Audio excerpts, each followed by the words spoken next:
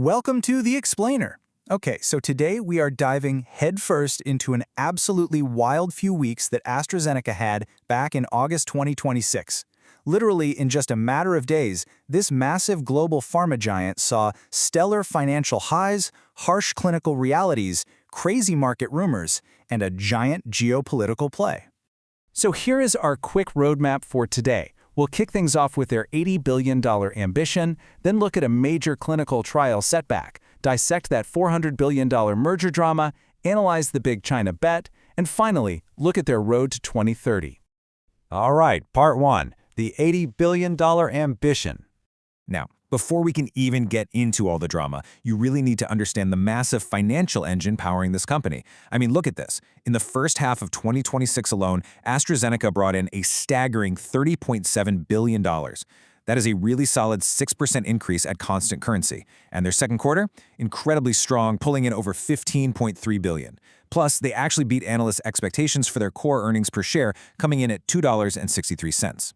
So going into August, their financial foundation was, frankly, rock solid. And if you're wondering where all that growth is coming from, it was largely fueled by massive double-digit gains in oncology and rare disease. Those wins easily offset an 18% drop in their cardiovascular, renal, and metabolism segment. Oncology is absolutely vital here, by the way. It literally accounts for 46% of their total revenue right now. Getting into the specifics, you see absolute star performers like Enhertu jumping 33% and Imfinzi rising 27%. But on the flip side, their diabetes drug Farxiga fell 16%. Why? Well, they lost their patent exclusivity in the US market. You know, it's the classic double-edged sword of the pharma industry. You have these incredible blockbuster growth drivers, but you're constantly battling against these looming patent cliffs. Through all of this, CEO Pascal Soriot was really acting as a steady hand. He actually raised the interim dividend by 3 cents and firmly anchored the company to their gigantic $80 billion revenue goal for 2030. Basically, he's telling the market, hey, we know there's going to be ups and downs, but our overall trajectory is upward and we've got the cash flow to prove it.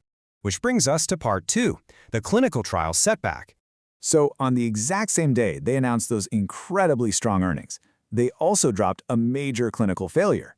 Talk about a stark reminder of those ups and downs Soriot just mentioned, right? Ultomiris, which is a massive driver in their rare disease portfolio, failed a late-stage trial for a serious stem cell transplant complication. And guys, this wasn't just a minor blip. Ultomiris is supposed to be one of the crown jewels of their whole rare disease strategy. So missing the mark on treating serious blood vessel complications after stem cell transplants, that's a really heavy blow, and it immediately raised questions about their long-term growth prospects. But Soriot addressed this volatility head-on, noting quite famously that biology is not mathematics. That is such a profound grounding statement. It completely resets expectations. Because no matter how many billions you pour into research, the human body just isn't a simple equation. You literally have to spend a fortune just to see if a theory actually works in the real world. To calm everybody down, the company immediately pointed to their frankly massive pipeline, reminding the market they still had 6 positive Phase 3 programs and 8 first approvals just in the first half of the year alone. The sheer volume here is wild. 183 total projects in development, 116 new molecular entities in Phase 2 or 3, and they're expecting over 20 Phase 3 readouts in the next 18 months. The strategy here is super clear. You basically offset the total unpredictability of biology through sheer volume and a highly diversified pipeline. Moving on to part three, the $400 billion merger drama.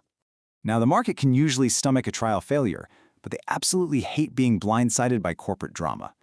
Out of nowhere, the Financial Times reported preliminary talks of a $400 billion mega merger with Bristol Myers Squibb. At the time, AstraZeneca was valued around $264 billion with a rock-solid pipeline. Bristol Myers Squibb valued at about $133 billion and staring down a brutal patent cliff that threatened nearly half of its revenue. So to investors, combining these two didn't look like some strategic masterstroke. It looked like AstraZeneca willingly taking on somebody else's massive problem.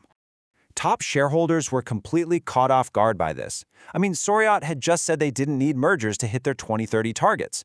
Evangelos Asimikos of Rathbones, a top 30 shareholder, politely called it a surprise, which, let's be real, in polite British investor terms translates to absolute bewilderment.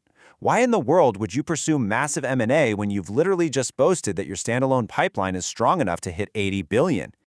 Let's quickly trace this roller coaster. The rumor hits on August 2nd. The very next day, the stock violently tanks 9% in London. That was their biggest one-day drop since 2020. It was a fierce rebuke from the market. Finally, on August 5th, a firm denial exclusively reported by Reuters, citing a senior source saying there was never a deal, ends the panic, and shares recovered 2.9%. So the whole crisis was entirely speculative, but man, that market reaction was very, very real. Okay, part 4, the big China bet. So while the Western markets were totally distracted by this merger rumor, the real action was happening in the East on that exact same day, August 5th. AstraZeneca quietly inked a joint venture in Shigaozhuang to build a next-generation biologics plant. Structurally, Chinese drug maker CSPC owns 51% and AstraZeneca holds 49%. This is a huge strategic broadening of a relationship that actually started in discovery and is now moving into heavy-duty manufacturing and global supply. And this wasn't a one-off. This was part of a true strategic anchor, a multi-pronged $15 billion commitment through 2030 to make their second-largest global market a critical hub for scientific innovation. We're talking a cell therapy base in Shanghai, a facility in Guangzhou for radioconjugates, which are those highly targeted radiation therapies, and now this biologics joint venture. Suriyat himself noted that China has become a critical contributor to advanced manufacturing in global public health. Make no mistake, this is a massive, long-term geopolitical and scientific bet. Finally, part 5, the road to 2030. Despite the clinical setbacks and all those wild merger distractions, AstraZeneca did not blink.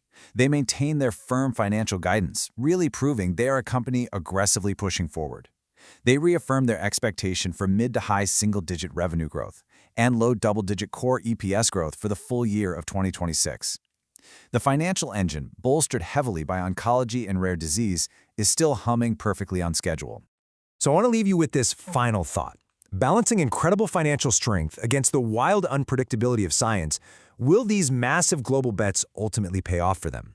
They've explicitly stated they do not need a mega merger to reach that $80 billion target. Instead, they're leaning hard on a massive standalone pipeline and an incredibly deep $15 billion commitment to China. But as Pascal Soriot reminded us, biology isn't math. It is going to be a totally fascinating journey to watch over the next few years. Thanks so much for joining me for this explainer, and we'll see you next time.